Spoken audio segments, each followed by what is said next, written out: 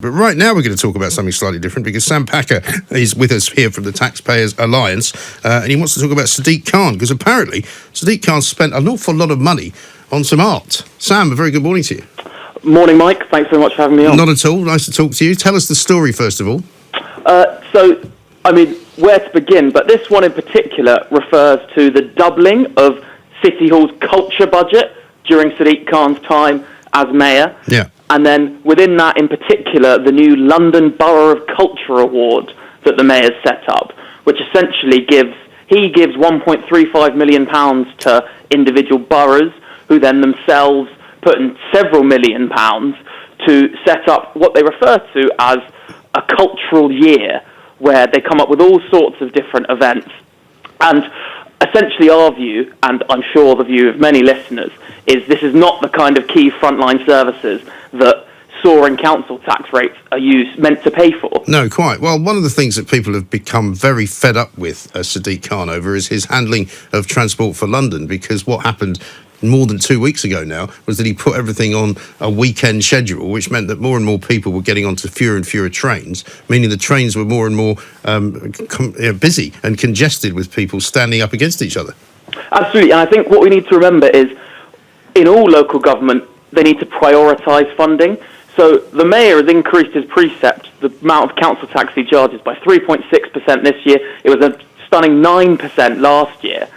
And what that means is, obviously, we're all paying more, but we're not necessarily paying for what we want, which is tubes to run on time and for more bobbies on the beat. We're paying for, and I quote from the Brent Borough of Culture here, Queer East film festivals, South Asian fashion shows, the Culture Clash Collective, which is a series of Afro beats combined with Irish dancing, and all these other sorts of events, which, of course some people may like, but it shouldn't be taxpayers that are funding this, because lots and lots of us don't want to have to pay for that. Well, exactly. Also, we've got the Arts Council that can grant various organisations money so that they can put on shows that nobody wants to pay for, because that apparently is what culture is these days. It's not something that's actually popular. It's something that somebody thinks you should watch, even though you don't want to pay for it, right?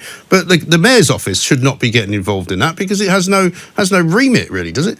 Of course, at the Taxpayers Alliance, we completely agree. The priority needs to be on frontline services, and actually that's why we've called for, you mentioned coronavirus just before, and in response to that, we've said all councils and all council tax should be frozen for a year, at least, and councils should stop spending any superfluous money, i.e. non-statutory, non-key stuff, like culture shows, like massive budgets that they use to pay their staff. All these things should be put on hold. Well, they really should, because, everyone who's had a council tax bill through the post in the past month or so will have seen it going up, right? Every single council tax, I think, in the country has gone up. I've got one in London, in south of London, which has gone up by something like £10 a month, and it's outrageous, isn't it? They're not doing any more for it. Absolutely, and that's a key point, is to remember that there's no such thing as free money or council money. Every single penny a council has comes from tax money, and that's going up. And to be fair to the mayor, it's not just the mayor. Individual London councils are sending tax rates surging. Councils all over the country are. And what's frustrating when you work at the Taxpayers Alliance is you see all the different things that council tax money is being used on. In Shropshire, we have an £160,000 a year pothole consultant. We published our Bins Not Spin paper recently, which found literally thousands of press officers being hired by local councils in order to spin, rather than focusing on stuff like bin services, like social care that everyone wants and that they need to provide. Because we're seeing sort of anecdotally around the country, people saying that a lot of councils are now cutting back on their bin collection, which of course is the last thing we want to see, because as the weather gets warmer, and I think we're due for quite a hot weekend coming up, you don't want rubbish overspilling into the streets for the foxes and the rats to go and gorge themselves on. No, absolutely. Bins, exactly the kind of frontline services that all the public do want councils to be doing, and that they should be doing. But what they shouldn't be doing is all these superfluous extra things and massively ramping up the pay of their best paid staff. Next week, actually, we're releasing our annual Town Hall Rich List, which is a list of every person employed by a local authority that gets paid £100,000 or more. Yeah, well, interestingly enough, one of the things that people ask me quite a lot about, and I imagine you'll be able to answer this, public sector workers, presumably, are not being furloughed. Public sector workers are being paid the full amount that they would get regardless of whether they're working or not, I presume. I think largely that's true. Of course, lots of public sector workers during this crisis are actually doing a key job, which is keeping the country running and providing services like we've mentioned that we actually need. But at the same time, what's frustrating is there's actually less money to spend on that kind of thing, precisely because there's all this kind of waste, as we're seeing with culture budgets and all sorts of other things in budgets. If they spent it better, there'd be more money to spend on key, crucial stuff that we want. Yeah, well, most of what they spend their money on is largely the salaries of the people that they employ and the pensions of those people that they employ.